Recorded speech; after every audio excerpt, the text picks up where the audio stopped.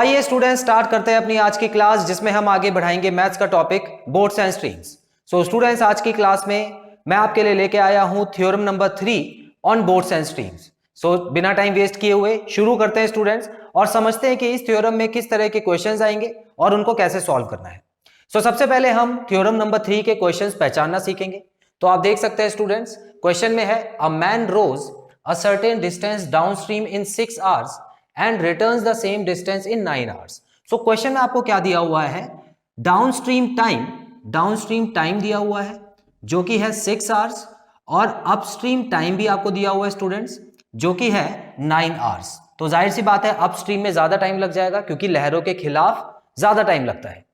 और क्या दिया हुआ है, if the stream flows at the rate of 3 kilometre per our. इसका मतलब आपको y की वैल्यू भी दी हुई है 3 किलोमीटर पर आवर। आपको x की वैल्यू निकालनी है क्वेश्चन में, find the speed of a man in still water. So बस इतना ही समझ लेने से आपको इस थ्योरम की पहचान समझ में आ जाएगी स्टूडेंट्स। यहां पर आपको क्या क्या दिया हुआ है, सबसे पहले तो 2 टाइम दिए हुए हैं जो कि है डाउनस्ट्रीम और अपस्ट्रीम, और उसके अलावा आपको y की वैल्यू दी हुई है और x की वैल्यू निकालनी है। सो इसमें आपको डाउनस्ट्रीम स्पीड और अपस्ट्रीम स्पीड नहीं दी हुई है, टाइम दे दिया उसके बाद। लेकिन कोई बात नहीं स्टूडेंट्स, इसमें हमको ज्यादा मेहनत करने की जरूरत नहीं है। थ्योरम क्या बोलती है वो देखते हैं।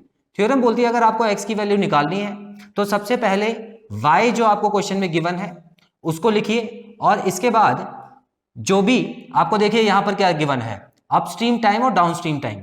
तो अपस्ट्रीम टाइम क्योंकि बड़ा है उसको आगे रखिए, plus downstream time upon upstream time minus downstream time.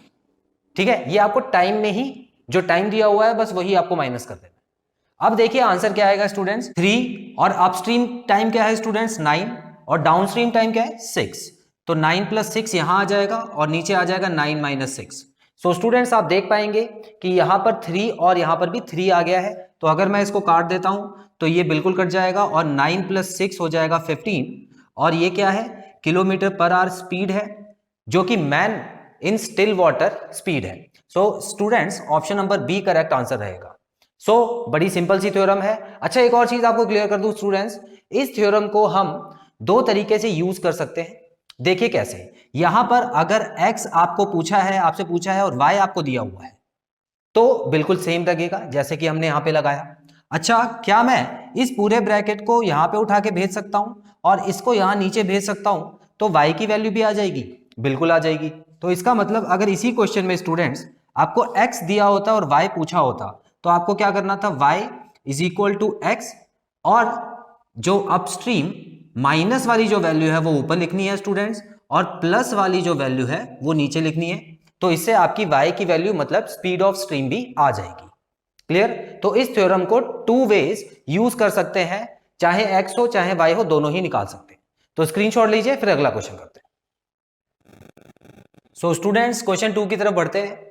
A man rows a certain distance downstream in 8 hours and returns the same distance in 12 hours. If speed of the man in still water is 10 kilometre per our, then find the speed of the stream. So students, यहां पर पिछले question से बिल्कुल उल्टा question आपको देखने को मिलेगा। यहां पे डाउनस्ट्रीम टाइम आपको दिया हुआ है, डाउनस्ट्रीम टाइम कितना है 8, और अपस्ट्रीम टाइम की बात करें तो वो आपको दिया हुआ है 12, और यहां पे x की वैल्यू दी हुई है 10 किलोमीटर पर आवर। सो इसमें जाहिर सी बात है आपसे y की वैल्यू ही पूछेंगे वो।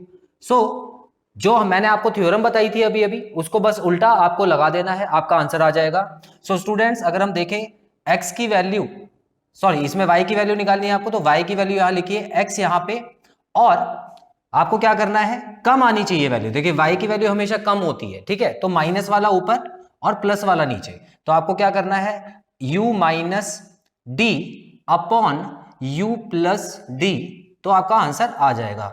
अब देखिए यहां पे मैं 10 लगा देता हूं, u - d क्या हो गया स्टूडेंट्स, देखिए 12 - 8 इसका मतलब 4, और u + d क्या हो गया, 12 + 8 इसका मतलब 20।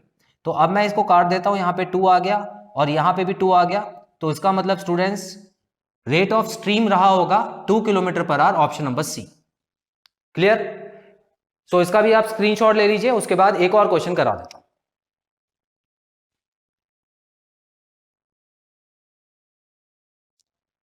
सो स्टूडेंट्स क्वेश्चन 3 की तरफ बढ़ते हैं। यहां आप देख सकते हैं बिल्कुल सेम क्वेश्चन है जो पहले के 2 क्वेश्चंस किए हैं उनके हिसाब से। So a man rows a distance downstream in 5 hours and returns the same distance in 10 hours। If the speed of the stream, तो स्ट्रीम की जो स्पीड है वो आपको दी हुई है और आपको मैन की स्पीड स्टिल वाटर में निकालनी है। सो स्टूडेंट्स ये आपका होमवर्क है, क्योंकि ऐसा क्वेश्चन हम कर चुके हैं तो आसान क्वेश्चन है, इसको पढ़िए समझिए और जो भी आपका आंसर आता है उसको कमेंट बॉक्स में मेंशन जरूर कीजिए। सो स्टूडेंट्स स्क्रीनशॉट ले लीजिए, उसके बाद मैं वीडियो कंक्लूड करता हूं।